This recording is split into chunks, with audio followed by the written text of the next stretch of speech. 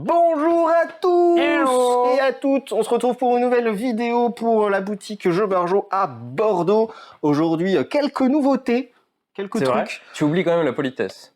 C'est temps. Ah oui, pardon. Romain. Oui. Et Pierre devant la caméra. enfin, De derrière. nouveau, C'est on a nous devant. swifté parce que C'est nous devant. c'est Oui, nous il est devant. derrière. Derrière. Bah, ça dépend comment tu te positionnes. Du Bref. coup, on va vous présenter des jeux aujourd'hui. On va commencer par lui, parce que c'est un gros.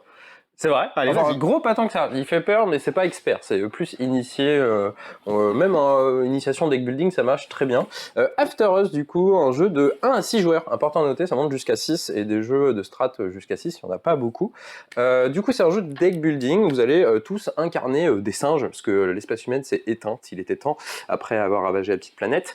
Chaque joueur va avoir du coup son deck de départ. On a exactement le même, à part que c'est des singes différents, sur des tribus différentes. Chaque tour, vous allez tous piocher 4 cartes. Et ces cartes, vous n'allez pas les jouer comme ça direct, vous allez devoir les agencer. Parce que toutes les petites cartes que vous pouvez voir ici vont avoir des petits, je sais pas comment appeler ça, des symboles, des pictos. des petits encoches ici qu'il va falloir mettre côte à côte pour qu'elles s'activent. Par exemple, celle-là, le 1 bleu ne s'active pas parce qu'il n'y a pas une autre petite encoche. Par contre, ici, ça va s'activer tout simplement. Du coup, c'est tout un petit jeu de réflexion entre guillemets, un peu puzzle game au niveau des cartes où il va falloir vous dire, ça, je veux l'activer absolument, mais ça, du coup, je peux pas l'activer. Comment je fais pour tout activer, etc.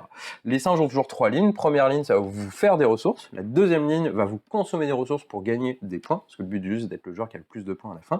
Et la dernière ligne, ça va être des pouvoirs un peu spéciaux, parce que en plus des singes que vous avez de base, les petits chimpanzés, vous avez 4 espèces de singes que vous allez pouvoir acheter en cours de partie pour bonifier, faire en sorte que votre deck soit meilleur. Et chaque espèce de ces 4 ont un truc différent. Il y en a une qui va utiliser surtout cette ressource pour vous faire gagner des points. L'autre va utiliser surtout cette ressource pour rejouer d'autres pouvoirs que vous avez à côté, etc. Il y a pas mal de petites choses. Il y a aussi des singes qui font de la rage. C'est les gros gorilles. À chaque fois que vous avez 4 de rage, vous allez pouvoir tège une carte de votre deck, comme ça vous la repiocherez plus, donc comme ça vous pouvez enlever les cartes pas bien du départ, sachant que chaque carte que vous allez défausser comme ça avec la rage va vous donner un petit bonus en fonction de la carte en question, vous avez des ressources, des points, etc.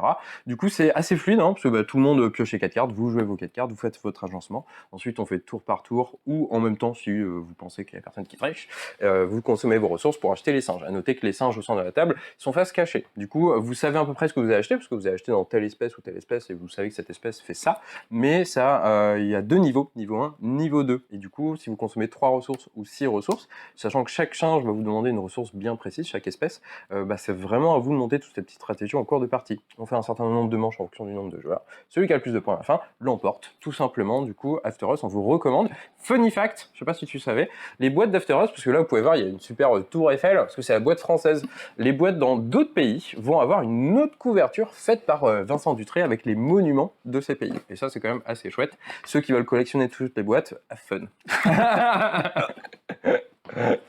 Allez, à mon tour, À toi. je vais vous présenter un jeu un peu plus petit, Maudit Criquet. Donc un nouveau jeu de la gamme Mytho, Dolido, Poker des cafards, Salade de cafards, Soupe de tarentule, etc., etc. Toute cette petite gamme qui marche plutôt bien. Oui. Un jeu de 2 à 4 joueurs.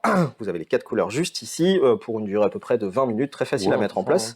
Et un petit jeu de pari. On a tous des cartes, on a exactement la même chose. Des cartes numérotées de 1 jusqu'à 6, ainsi qu'une carte As et une carte X, croix, rien. On va récupérer des familles. Alors, j'ai pas mélangé le jeu, du coup, je vais tricher. On va récupérer des familles. Comme on peut voir juste ici, il y aura 3 cartes. Si jamais on pioche plusieurs fois il y aura 3 tas, pardon. Si on pioche plusieurs fois la même chose, on met les cartes identiques dans le même tas. Et on va tous parier secrètement une carte qu'on va miser secrètement. On la révèle.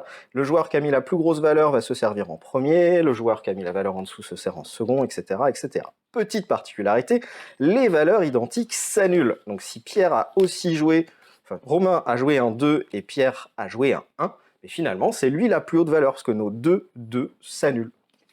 Avec Romain, on récupère rien du tout.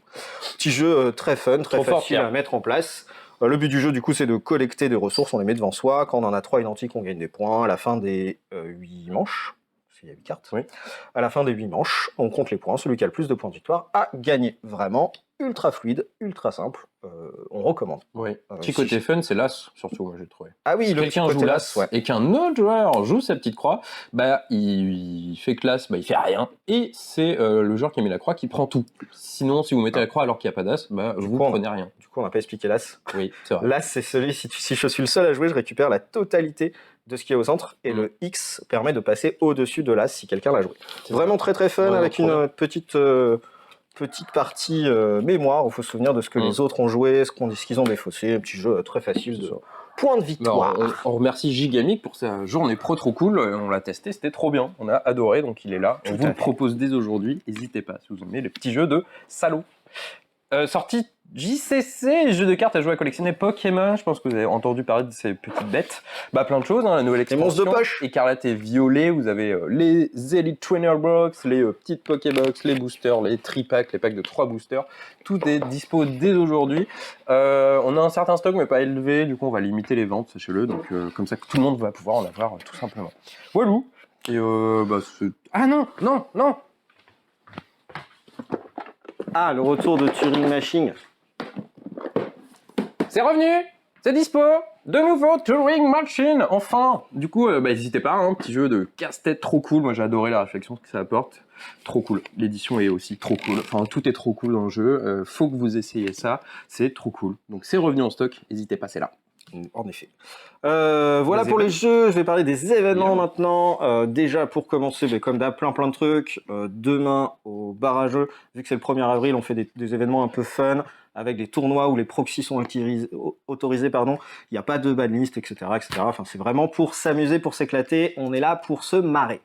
Sinon, en événement important, le week-end du 15 avril, avant-première, l'invasion des machines.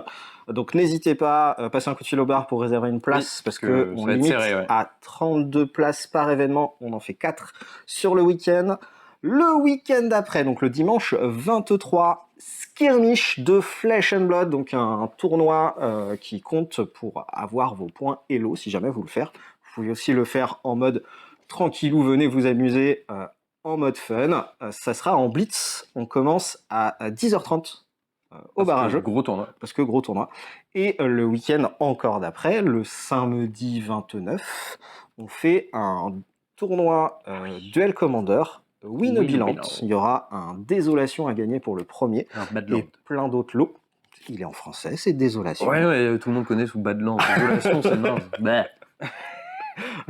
Du coup, il y aura un Désolation à gagner pour le premier et plein d'autres lots pour les autres. N'hésitez pas à venir. C'est 25 € le tournoi. Si jamais ça vous intéresse, n'hésitez pas également à appeler, réserver. Ça vous permet de vous entraîner pour les championnats de Duel Commander de France. Championnat de France de Duel Commander. Qui seront bientôt.